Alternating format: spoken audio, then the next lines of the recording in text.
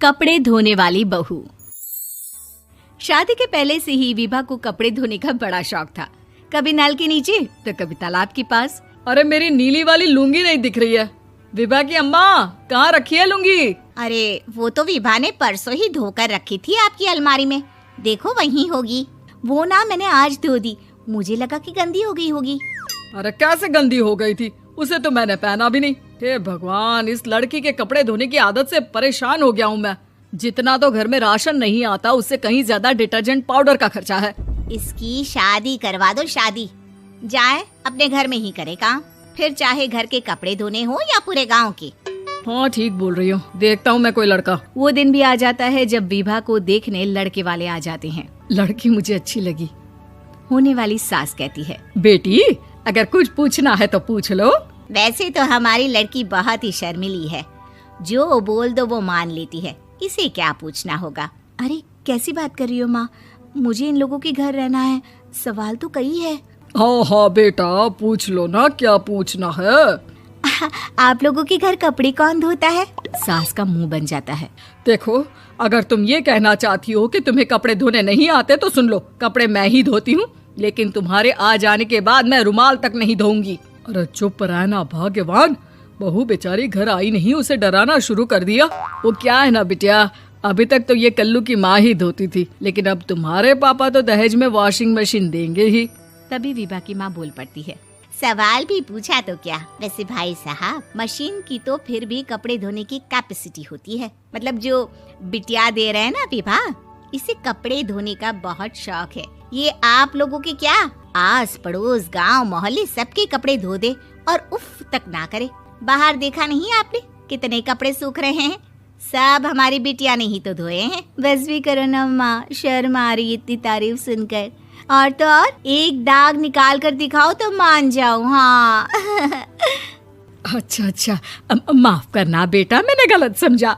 हमें तो रिश्ता बहुत पसंद है। और ऐसे जुड़ जाता है रिश्ता कपड़े धोने का शौक रखने वाली विभा का। उसकी शादी हो जाती है कोयला फैक्ट्री में काम करने वाले कल्लू के साथ। शादी के बाद अचानक विभा चिल्लाती हुई सास के पास आती है। सासू माँ, अरे सासू माँ कहाँ है आप? ये तो धोखा है, धोखा दिया आप लोगों ने मुझे। इसे ससुर के चक्कर के बारे में पता चल गया। अरे तो उसमें तुझे क्यों धोखा मिला है? अरे नल में पानी नहीं आता, कपड़े कैसे कब धुलेंगे? अच्छा, तू पानी नहीं आ रहा उसकी बात कर रही है। तो आपने क्या सोचा? कुछ नहीं।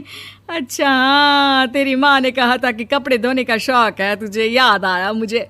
शौक बोलकर कपड़े धोने वाले मेरे जुनून को कम ना आके सासू माँ, कपड़ा धोना मेरा गुरूर है।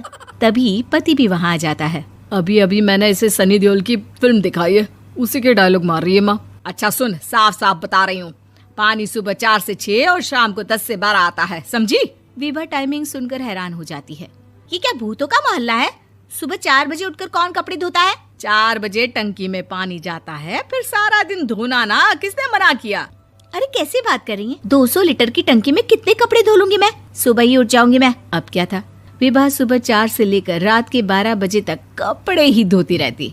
एक रोज सास पड़ोस से निकलकर कहीं जा रही होती है कि साथ वाली कहती है, हाँ कल्लू की माँ, जरा ये बताओ कि 2 साड़ी है, 2 ब्लाउज और एक पेटीकोट और एक नाड़े वाला लंबा कच्छा।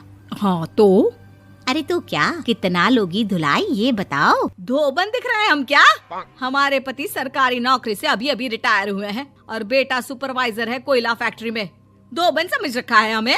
हाय रे कल्लू की अम्मा, माफ कर दो, वो तो मोहल्ले में यही सब बता रहे थे कि तुमने बहू को कपड़ा धुलवाने के काम में लगा दिया है। सास को पड़ोसन की बात सुनकर गुस्सा आ जाता है। वो घर पहुंचती है जहां घर के बाहर ही इतने सारे कपड़े सूख रहे होते हैं जितने कि किसी धोबन के घर पर। अरे ओ कल्लू की दुल्हन, बाहर निकल। माँ जी यहीं आ जाओ, बाथरूम में चादर धो रहे हैं हम। अरे अभी हम धोते हैं, तुमको बाहर निकलो। ये आस पड़ोस वाले बोल रहे हैं कि हम बहू से कपड़े धुलवा कर उसे कपड़ा धोने वाली बना दिए हैं। अरे छोड़ो ना माँ जी, किन लोगों की बातों में आती हो? आस पास के लोगों का तो काम ही होता है कि वो किसी तरह सास बहू को लड़ा दे। बहू सारे घर के कपड़े धोती है, ये क्या कम है? बोलिए। सास को भी लग जाता है कि वो बहू का ये सनकीपन नहीं छुड़वा सकती, इससे अच्छा है कि खुद ही चुप हो जाए। एक रोज सास और बहू मंदिर जाते हैं, जहाँ सास की साड़ी वहाँ खड़ी भीख मांगने वाली से मिलती है। माँ जी क्या बात है, आपकी साड़ी उस भिखारन से कितनी मिल रही है ना? हाँ हाँ देखो तो, दोनों की साड़ी मिल रही है। क्या बात है कल्लू की अम्मा, तुम खुद को तो अफसर की बीवी बताती हो और ऐसी सिंपल सी प्लेन साड़ी पहनकर घूमती हो। सिंपल और प्लेन नहीं है ये साड़ी। तो क्या सोने के धागे से फूल बने हैं? कुछ भी सासू माँ, कुछ भी। हाँ बने थे इस साड़ी में सोने के धागे से फूल। मेरे पति लेकर आए थे मद्रास से स्पेशली मेरे लिए 10,000 की। ताहे भाई साहब इस भिखारन के लिए भी सेम टू सेम साड़ी लेकर आए होंगे 10,000 की। सास उस वक्त तो कुछ नहीं कहती, लेकिन बहू के साथ घर आती है और अलमारी से एल्बम निकाल कर लाती है। ये साड़ी देख रही है, ये वही साड़ी है जिसे मैंने अभी पहना था। इस साड़ी में ये जो चमकदार फूल दिख रहे हैं ना, ये सोने के धागों से काटे गए हैं। लेकिन तू लोकल वॉशिंग मशीन ब्रश से घिस घिस कर सारे फूलों को निकाल कर साड़ी प्लेन कर दी। मुझे माफ कर दीजिए सासू माँ। और तो और, जब मैंने तुझे तेरी गलती के लिए कुछ नहीं कहा, लेकिन तूने तो सबके सामने मेरा मजाक ही बना दिया। क्यों? बहू को समझ में आ जाता है कि अब से उसका कपड़े धोना बंद।